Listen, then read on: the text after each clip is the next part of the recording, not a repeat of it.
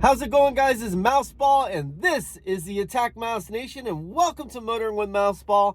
And guys, today's video is brought to you by Elite AttackMouse Nation member and super contributor Roger Gusty.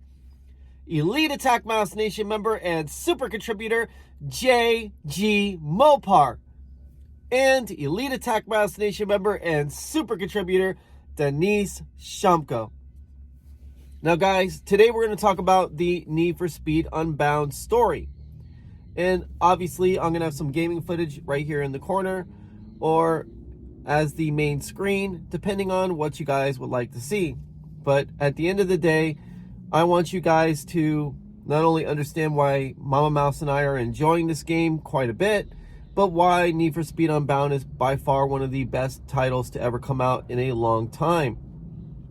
Now, obviously, the story is based on a garage called Rydell's Rides.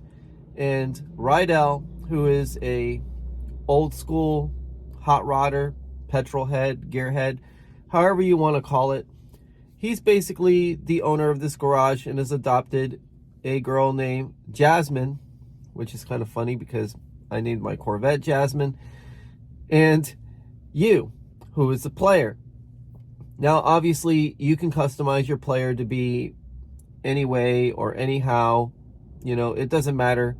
All of the clothes and the choices for your player are based on a anime or cel-shaded kind of model. And I actually really enjoy that model. I like the cel-shaded look of the characters. I think it's very attractive, especially the young girls. I mean, they look extremely beautiful as far as I'm concerned, and even the hairstyles are, you know, top notch, without a doubt. Now, I kind of wish they had longer hairstyles so that way Mama Mouse could make a more real life, or how would you put it, exact counterpart to herself when she's in the actual story mode.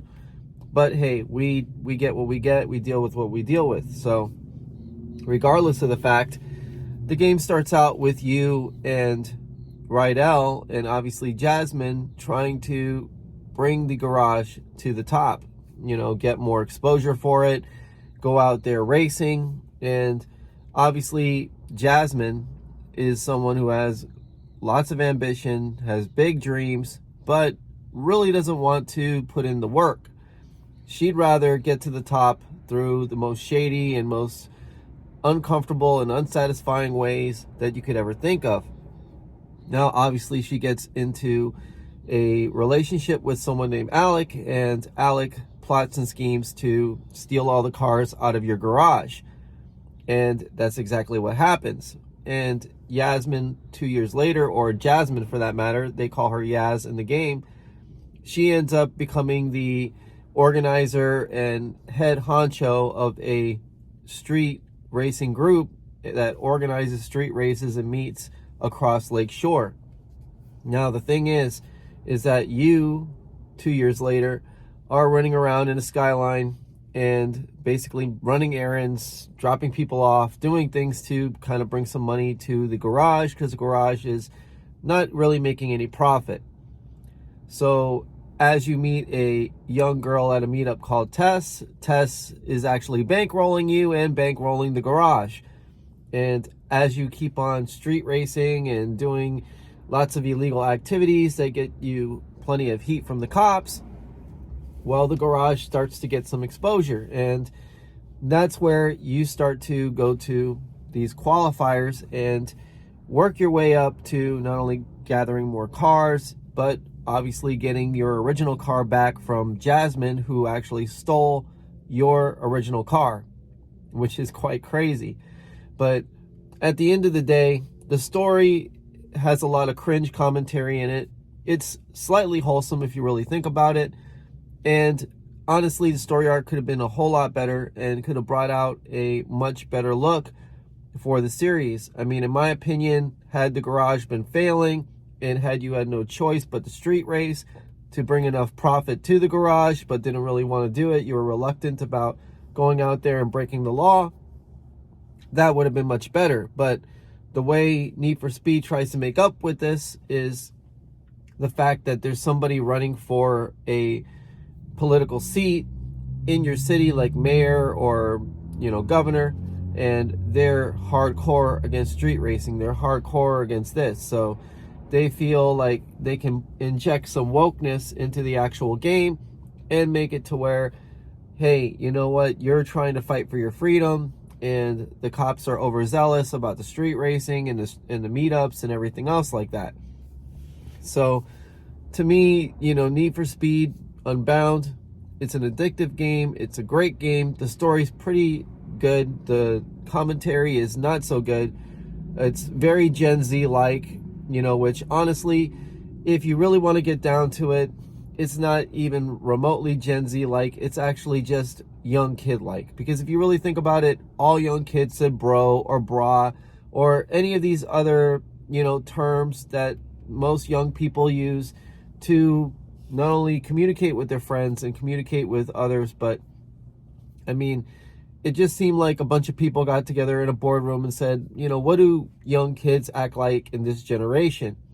And generally, that's what kind of makes games suck, is because instead of actually meeting real young kids, instead of actually meeting real street racers, instead of actually going to the meets and, doing the things that you need to do to understand the culture and understand why it is the way it is, no, you just kind of like take general and random culture and try to inject it for mass appeal.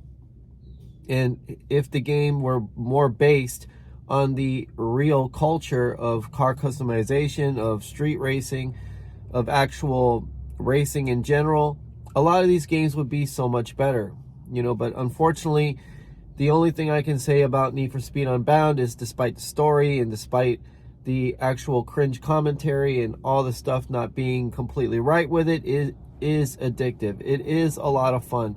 The art style is absolutely amazing. And believe it or not, you do get kind of hooked into the story a little bit. And the commentary is kind of welcome. I mean, having somebody ring you up every once in a while you're driving makes a drive to the meet less boring and kind of ingratiates you into the story and allows you to understand where everything's going at any given time. Because sometimes you'll have Tess or even Rydell ring you up to go deliver a car, which usually the cars you're delivering are pretty amazing. From the 488 Pista Ferrari to a Bugatti Chiron to many other extremely amazing, fast, exotic cars that most of us will probably not get a chance to drive in real life. And that's what's so nice about a video game, is that you can actually live out these fantasies without having to go out into the real world and live them out in actual reality and break the law and end up ruining your life.